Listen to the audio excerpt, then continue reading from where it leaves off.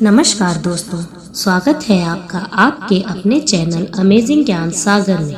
आज की स्टोरी है श्री कृष्ण दौड़े चले आए। अर्जुन ने अपने आप को श्री कृष्ण को समर्पित कर दिया था। अर्जुन होता हुआ भी नहीं था, इसलिए कि उसने जो कुछ किया अर्जुन के रूप में नहीं, श्री कृष्ण के सेवक के रूप में किया। सेवक की चिंता स्वामी की चिंता बन जाती है। अर्जुन का युद्ध अपने ही पुत्र बब्रुवाहन के साथ हो गया, जिसने अर्जुन का सिर धड़ से अलग कर दिया और कृष्ण दौड़े चले आए। उनके प्रिय सखा और भक्त के प्राण संकट में पड़ गए थे। अश्वमेध यज्ञ का घोड़ा बब्रुवाहन ने पकड़ लिया और घोड़े की देखभाल की जिम्मेदारी अर्जुन पर थी।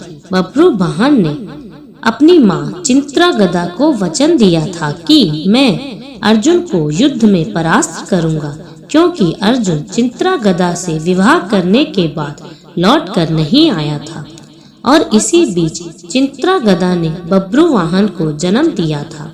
चिंत्रागदा अर्जुन से नाराज थी और उसने अपने पुत्र को यह तो कह दिया था कि तुमने अर्जुन को परास्त करना है, लेकिन यह नहीं बताया था कि अर्जुन ही तुम्हारा पिता है।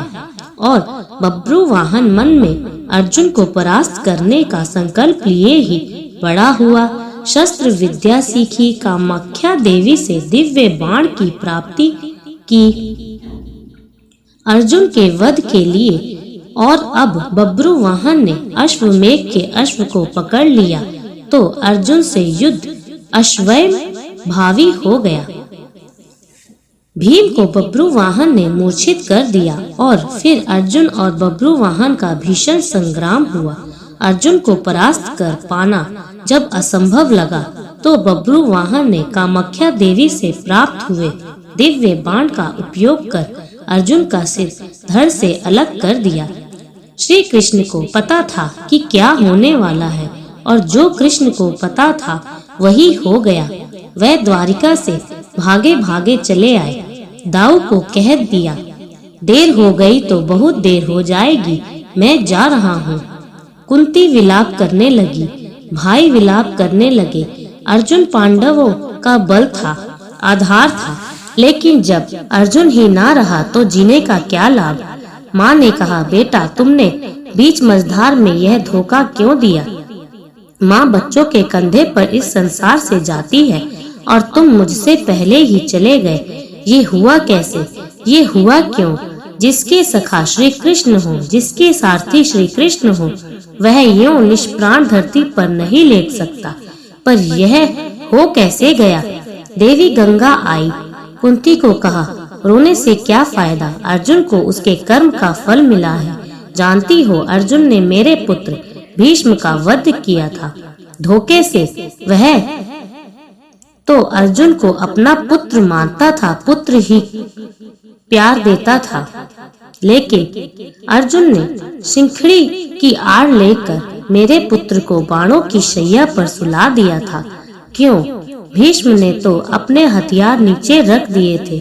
वह सिंखड़ी पर बाण नहीं चला सकता था, वह प्रतिज्ञाबद्ध था।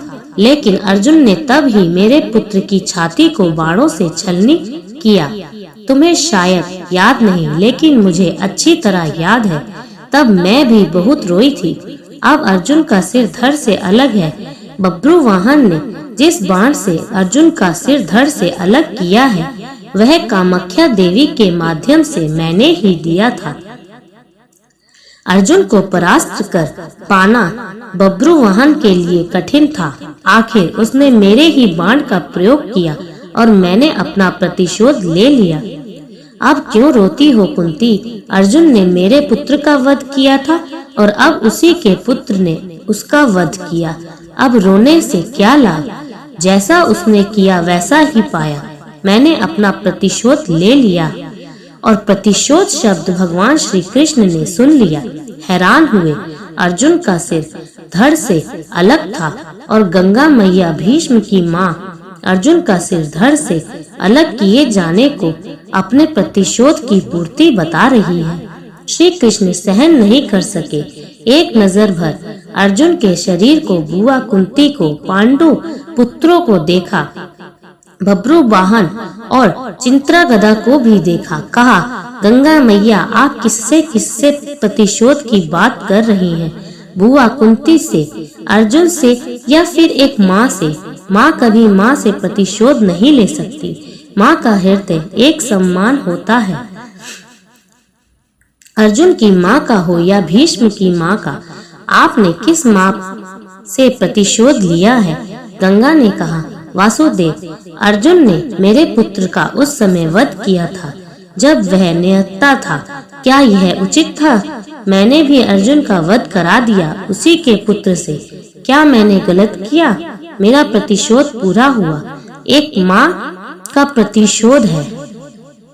श्री कृष्ण ने समझाया, अर्जुन ने जिस स्थिति में भीष्म का वध किया, वह स्थिति भी तो पितामह ने ही अर्जुन को बताई थी, क्योंकि पितामह युद्ध में होते तो अर्जुन की जीत असंभव थी और युद्ध से हटने का मार्ग स्वयं पितामह ने ही बताया था। लेकिन यहाँ तो स्थिति और है।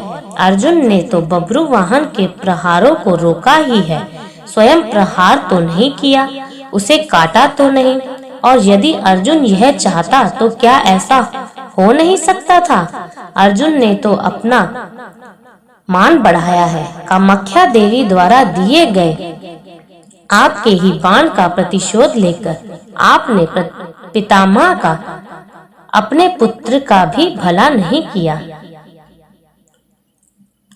गंगा दुविधा में पड़ गई। श्री कृष्ण के तर्कों का उसके पास जवाब नहीं था। पूछा, क्या करना चाहिए? जो होना था सो हो गया, आप ही मार्ग सुझाएं। श्री कृष्ण ने कहा, आपकी प्रतिज्ञा पूरी हो गई। उपाय तो किया जा सकता है, कोई रास्ता तो होता ही है। जो प्रतिज्ञा आपने की वह पूरी हो गई। जो प्रतिज्ञा पूरी हो गई वो अब उसे वापस भी लिया जा सकता है। यदि आप चाहते तो क्या नहीं हो सकता? कोई रास्ता तो निकाला ही जा सकता है। गंगा की समझ में बात आ गई और माँ गंगा ने अर्जुन का सिर धड़ से जोड़ने का मार्ग सुझा दिया।